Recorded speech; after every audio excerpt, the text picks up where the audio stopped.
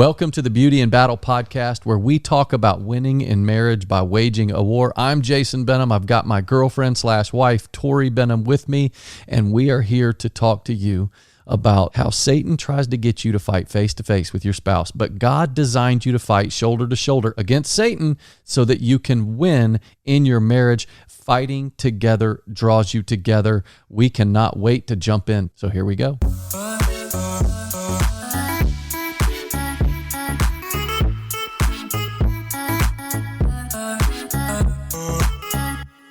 So what is Beauty in Battle all about? That's what we're going to talk about today. You want me to start, Tor? Yeah, you start. You want me to start? You're so nice. Why don't you go first? I don't know what we're talking about here. Beauty in Battle. Tori and I had been married for 10 months. No, it was 9 months. It was September the 11th, 2001. And we had gotten married in December of 2000. And on September 11th, I remember where I was working as a corporate chaplain. Tor, you were home pregnant with Trey, our first. Very large. What was your job? I was a nanny. Oh, that's right. You were a nanny. Do you remember how much money you made? $10 an hour. $10 an hour. That's awesome.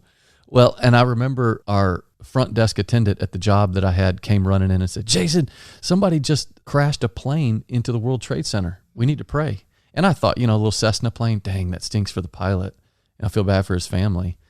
And then about, I don't know how long afterwards, it was probably 20 minutes later, she said, "Oh my gosh," she came running through the hallway. A second plane just hit, and everybody in the whole place, in our whole office, ran to the conference room where there was a TV. Wow. And we started watching the fuming flames come out of the World Trade Centers. And we were watching. I remember one of the first things that I did was I called you. I'm like, "Are you okay?" Like, "Tor, where are you?" You said, "Turn on the TV." Turn on the TV now. Yep. And then I watched that second Trade Center building fall. I guess World Trade Center building number 2 fell first. And then I just ran down and I jumped in the car and I came to you there at the apartment. We were in Concord, North Carolina. And I sat there and I watched with you that second building fall. And then other buildings began to fall. And there for the next, how long was it, Tor? Probably 5 to 7 days. All of us were glued to the TV, just watching the news. And 100%, yep. It was crazy. It really was. What we saw happening. But the crazy thing about that, it wasn't that the World Trade Centers fell and that, that we discovered that it was Osama bin Laden. Nobody had even heard of his name before. It wasn't that he was the one, that we were intrigued by. What was intriguing to you and me, and I remember, because this is even before our first year anniversary, was the amazing camaraderie of people. Like you saw New Yorkers running up and hugging complete strangers in New York, like on the streets. The Boston Red Sox and the Yankees played a game together, and you saw players hugging each other. And right. NFL games were canceled, and then college games were canceled. And when they came back together, players were hugging and they were holding hands. And, it was "God Bless America" sang before games. Amazing camaraderie like we had never seen before. And what we discovered there early in our marriage is that fighting together draws you together. Right. Like the Marines. The Marines all come together. They're all strangers. Then they go into boot camp for 12 weeks, and then they come out of it and they get put in the middle of battle, and then they come home a band of brothers or band of sisters. So what was it? What was it that drew them together? It was the fight. Right. It was the battle. And I remember feeling, you and I both, we talked about it so much there in that first year of marriage. We're like, what is it that makes us feel so united right now? We were in Charlotte, so they shut down Charlotte. They emptied all the buildings, and there for a few days, nobody went back to work. And all of us, you'd see somebody in Lowe's, or you'd go to Kroger grocery shopping, and you're seeing people, and you're like looking at them like, yeah, we got this. Yeah, exactly. Anybody shows up with a gun, right? It was like unlike any other time that we've ever been in. Yeah, that time was very unique, and I remember thinking, wow, what is happening here? Yeah, that we all feel so connected. It was crazy. And so Tori and I remembered that, and we honestly took that to heart, and we're like, so fighting together draws you together. This is weird that you feel so connected to people. And that was a lesson that we learned early on in marriage. Right. And so it's basically the foundation of our entire premise of Beauty in Battle and why we wrote a book. We wrote a book too. There's a book and there's a book. It just, whichever one you want. But winning a marriage by waging a war, we talk about how we all fight. We all fight. The key is not to stop fighting. The key is to start fighting, but the right way. Right. And do you know what step number 1 is? You know what step number 1 is. It's recognizing that there's a battle, that there's a very real enemy. That's what we discovered there on 9/11 back September in 2001, was that we had a real enemy. And I think for most of us as Americans, we didn't realize that. Right. Like we knew that maybe there were some people that hated us, but not much. But then, we all discovered it. Right. And when we realized there was an enemy, we knew that our enemy was out there. Our enemy was not in here. That's right. And that's what brought us all together. So wrapping this up to relationships and why Tori and I decided to write a book about beauty in battle is because now we've been married for over 20 years. It's a long time. You have been very nice to me. 20 years. You've been very nice to me, Tor. Thank you. I've been trying. After 20 years of relationship, we knew it was always a goal of ours to write a book together. We wanted to write one together. We've always had a heart for couples. We've been counseling couples for years, and we knew it was time to write a book, and it was just this theme, beauty in battle, that kept coming to us. What's the one thing that's helped us more than anything in our relationship?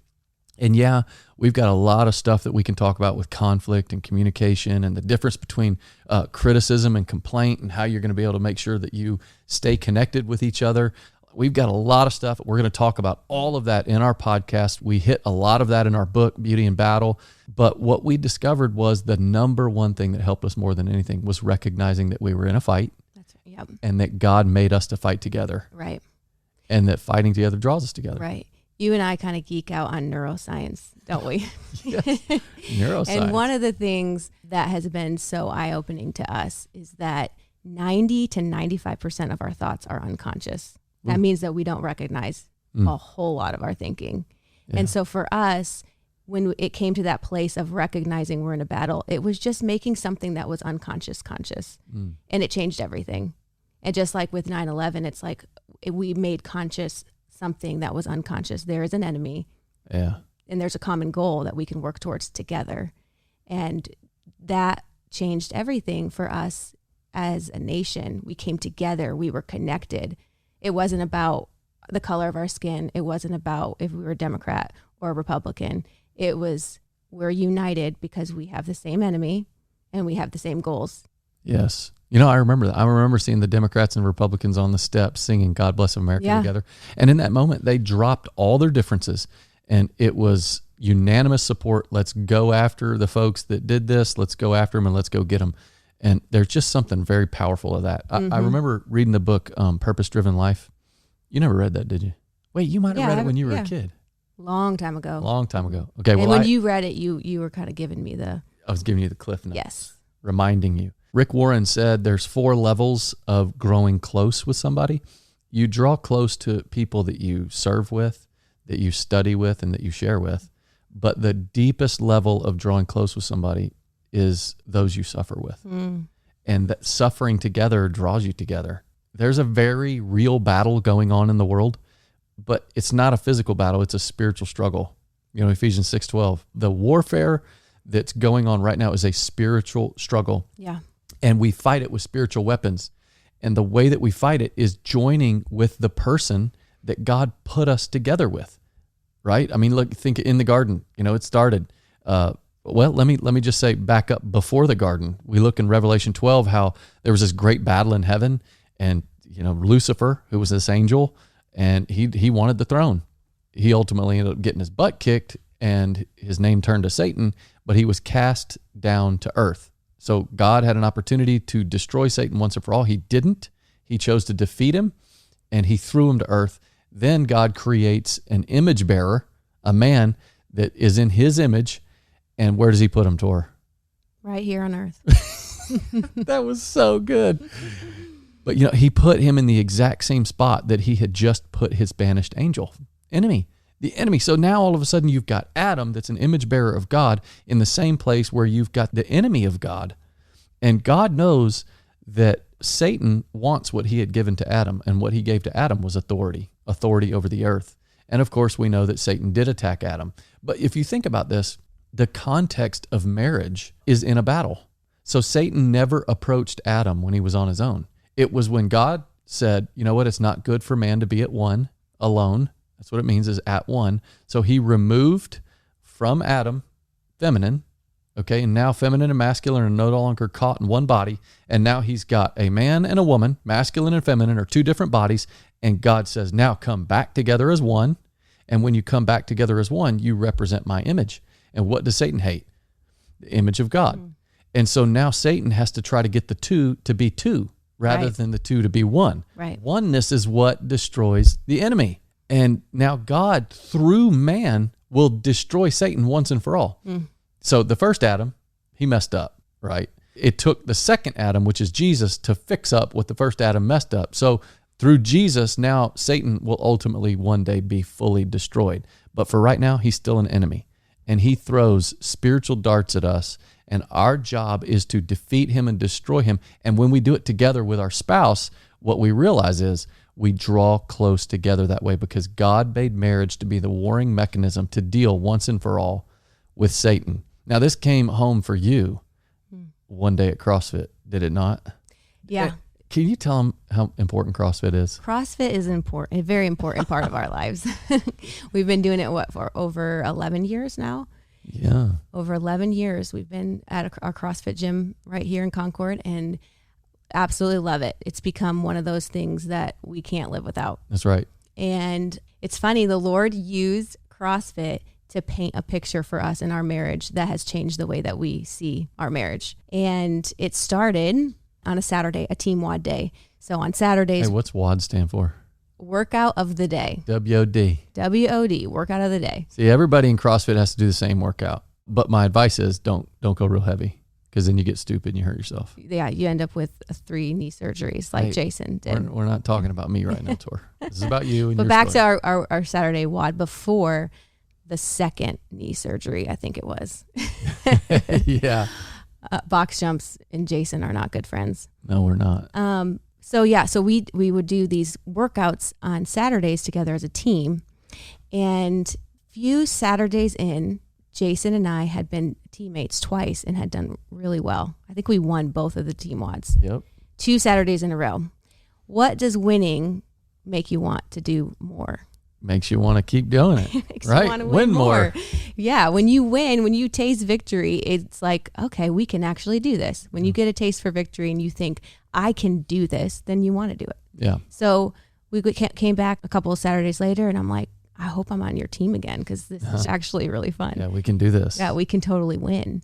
And I will give you some props here, because you are an incredible strategist. Like, Jason cannot stand to lose, and he will find a way to win. We will win. He will Even find a way to win. It involves cutting a corner every now and then. And so that's why I like to be on his team so much, because I'm like, okay, let's do this. And I come from a background of sports, and Jason, of course, does too. And so we're pretty competitive. And so this particular Saturday, I'm like, oh gosh, I really hope I'm on Jason's team. I really want to win this again. And sure enough, our coach calls out names, and he says, Jason and Tori. Heck yeah. Here we go. Heck yeah. And so Jason begins to strategize and trying to figure out our best way forward, how to win this thing. And before long, it's 3, 2, 1, go, and we're off to the races. Those are the worst 3 words that you could ever hear just before a crazy hard workout. Yeah. 3, 2, 1, go. Actually, that's 4 words then. Thank you. 3, 2, 1, go. There you go. So here we are. We're in this workout, and Jason is like, okay, I should back up. Right before we 3, 2, 1, go, you said, okay, I'm going to do this. You're going to do that. You kind of gave us the game plan. The battle strategy. Well, I get into the workout, and I think it was pull-ups, and I'm like, I got these. I'm good at pull-ups. That's something I can do. The bike, not so much. The row, not so much, but I got the pull-ups. So I'm doing the pull-ups, and you're like, get down. Yeah. And I'm like, what are you doing? Get down. What are you doing? And I was like, I got these. And you're like, get down. You're going to wear yourself out or whatever. So I'm like, whatever. I'm kind of ticked at you, but I get down, and then I run over to the jump rope, and you finish the pull-ups. I'm like, oh, dang, he was right. Like, I couldn't have done that. You had strategized it well. So I was like, okay, whatever. So we move on to the next exercise, and you're on the bike, and I kind of like start daydreaming, and you're like, what are you doing? Yeah. He's screaming at me, and I'm like, good. yeah, Screaming at like, you. get ready. You're about to get on the bike. I'm like, okay, let's go. I get on the bike, and I'm going, and you went to the next exercise, and I'm yelling at you. You're yelling at me. We're just kind of going back and forth, but it's like no big deal, right? Because we want to win. So we both know, like, there's no hard feelings. It is what it is, and we know it. And there's no what's the word I'm looking for? Conflict. There's conflict, but we're not upset at each other. Like, that's great. See, that's usually my problem. I'm in the middle of talking. I did this the other day. I was at I think it was a gala or something. So they had paid me and David, to be there. And I'm in the middle of speaking, and my brain totally went off track. I did not know what I was going to say. So I just stopped. It's not just mom brain. And I was like, I have no clue where I'm going with this. David was like, that sounds so stupid, man. I was wondering where you were going. So he was able to pick up. So anyway. Okay. So basically this whole workout, we're going back and forth. We're yelling at each other. We're moving from one thing to the next, and we end up winning this WOD. So we collapse on the floor. You reach over to me and you give me a fist bump. I reach back. I'm like, great job. You say amazing. And we're like floored that we just won. Yeah. We get in the car. We're like more united than ever because we work towards this common goal together. We just won together. We're feeling connected, right? And we get into the car, and it just kind of hits me like a ton of bricks. I'm like, it's crazy how we talk to each other during our workout. Like, you're yelling at me, I'm yelling at you. There's a lot of conflict going on, right, in the middle of this workout, but yet we don't take things personally. I'm not getting hurt. Our kid, I want to say butt hurt, because that's what our kids always say. We're not allowed to say that on a podcast. And we grew up. Beep. Hurt. And you're like, you paused. I remember this like vividly. And I'm like, what is it that we can talk like that? But then we get home and we'll be in the middle of a conversation. I would never be okay with you talking to me like that. And you would, and you said, something to the fact, along the terms of, because we're working towards the same goal. We want to win. For us to be distracted by our words or by our facial expressions or whatever, that would just be stupid. Basically, is what you said. That would be dumb. Yeah, we're in a fight. Yeah, it's like, what? We don't have time for all that. We gotta win. Yeah, it's like it wasn't rocket science. It was just like, that would be dumb. Yeah. That would be really dumb. And so we get home, and we always say that's where the second WOD of the day takes place, in our home, because there's six of us, all different personalities, 4 kids, and that particular day, everybody was up in arms about something. See, most people don't remember. Well, you know what? If you're over 40, you remember the show 8 is Enough. There was a song, 8 is enough to fill our lives with love. And I was always like, that is bull. You're like, you put 6 8 is enough. people in a house and expect it to always be nothing but love? Yeah. No. Oh, no. Come on. So we get home, and we're, the kids are fighting about something. And I didn't like the way that you handled the situation, and so mean to me. I came to you, up in arms, and you didn't like the fact that I was responding to you that way. You felt, I guess you felt disrespected, and I felt unheard or something like that. And we need to talk about that one of these days. And so it's just this huge debacle, and it just hits me. It's like, we literally just had this conversation 10 minutes ago in the car. I know the Lord set all that up for us on purpose. And so we end up in the master bedroom by ourselves. And I'm like, wait a minute. We need to pause a minute. We just talked about this in the car. Yeah. Like, what are we doing? Like, we both have the same goal. We're both moving towards the same thing. We want the hearts and souls of our kids. But yet, why are we handling this completely opposite of the way we would handle something that we can win at? Yeah. We're not moving towards victory. Like, we need to win in this WOD, and we're losing. Yeah. We figured it out in CrossFit. What was it? And it was our mindset. We recognized, like, your mindset is so important. And our mindset in CrossFit was very clear. We want to win. Yeah. And we have to strategize to move towards that. Yep. And so that's what we did. And we knew we were in a fight. We knew we were in a fight. And it's like, if we're going to suffer, If we're going to suffer, we're going to suffer together. Yeah. And we're going to come out victorious.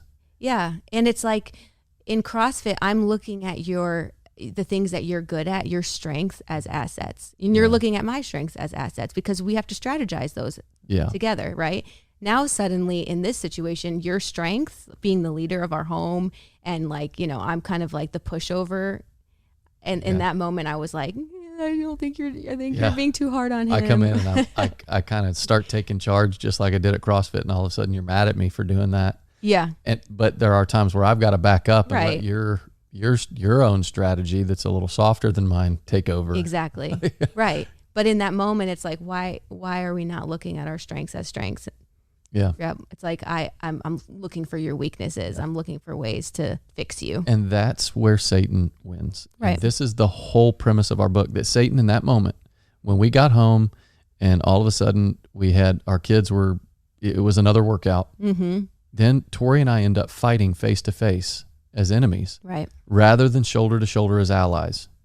And what it took Tori to realize was, and then she snapped me into place, was wait, we're not enemies. Right. There is an enemy, and he wants us to fight against each other as enemies. We need to fight alongside one another as allies.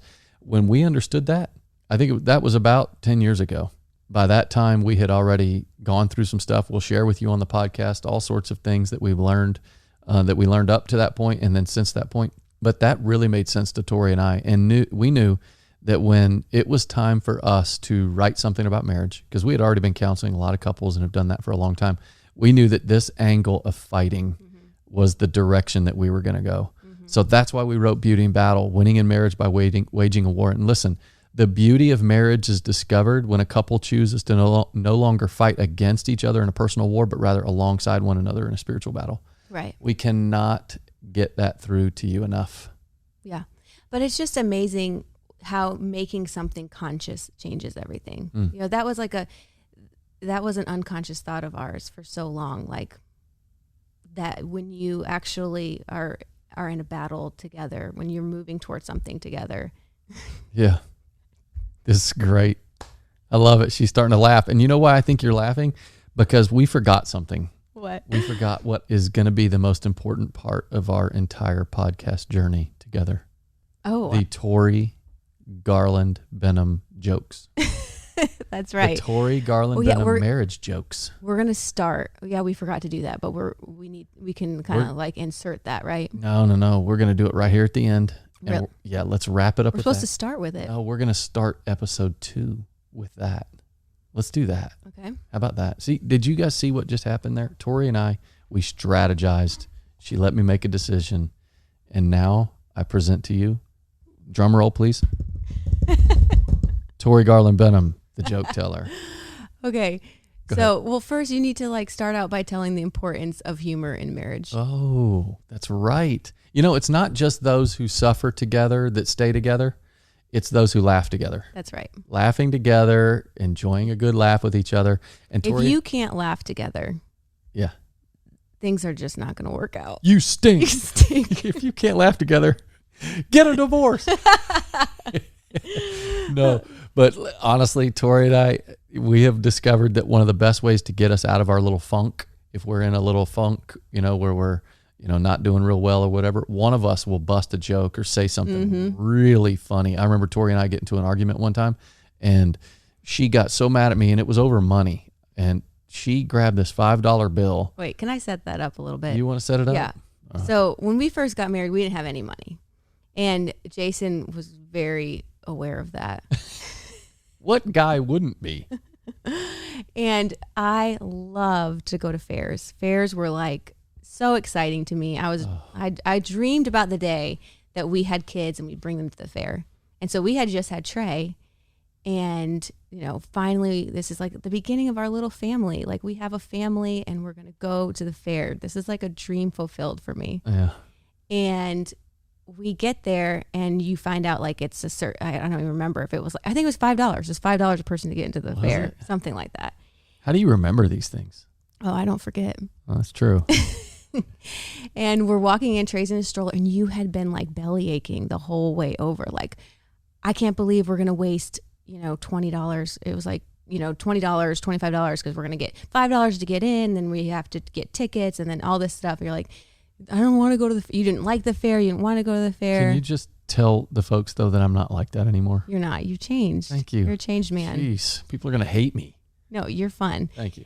But this was, this is the beginning of our marriage, and we're like, you're trying to figure out how to make money and how to manage money. And anyways, go ahead. You can finish. I had to set you up for why I would say something so ridiculous. Very good on ramp. Very good on ramp, Tori. Thank you.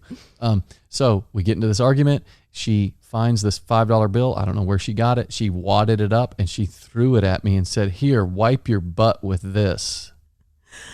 Oh, and Lord have mercy. I lost it. I was laughing so hard. Well, I grabbed the thing off the ground. I unwadded it.